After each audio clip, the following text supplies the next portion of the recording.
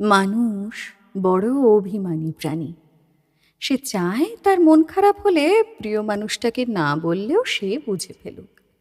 Phone করে খানিক ম্লান গলায় হ্যালো বলতেই ওপারের মানুষটা বলুক, তোমার মন খারাপ? তার এলোমেলো চুল, খানিকটা লাল চোখ দেখে বলুক, তোমার ঘুম হয়নি রাতে? দুঃস্বপ্ন দেখছ? টেনশন করছো কিছু নিয়ে?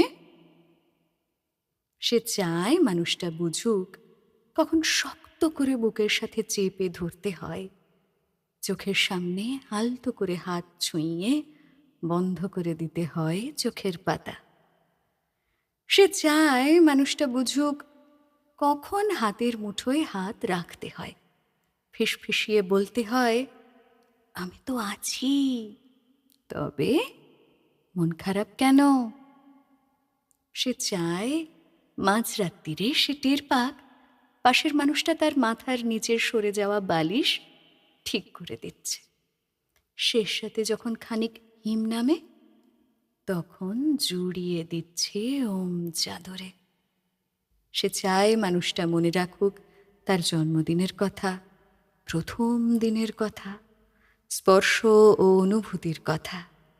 সে চায় তাকে ছুঁয়ে দেখতে গিয়ে কেউ মিথ্যে মিথ্যে অজুহাত বানাক, কেউ কপাল ছুঁয়ে বলুক দেখি দেখি তোমার জ্বর নয় তো।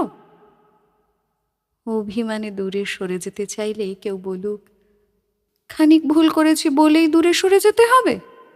তবে এই যে এত ভালোবাসি, তাতে আরও কাছে আসা যায় না? আরও আরও কাছে, অনেক অনেক কাছে। মানুষ বড় অভিমানী প্রাণী। তারা দুজনেই কেবল ভাবে এইসব ওই মানুষটা করুক, ওই অন্য মানুষটা, কিন্তু শেষমেশ করা হয় না কারোই। তাই কাছে আসার রঙিন দিনের ক্রমাগত দূরে যাওয়ার ধূসর বিবর্ণ গল্প হয়। মানুষ বড্ড অভিমানী প্রাণী।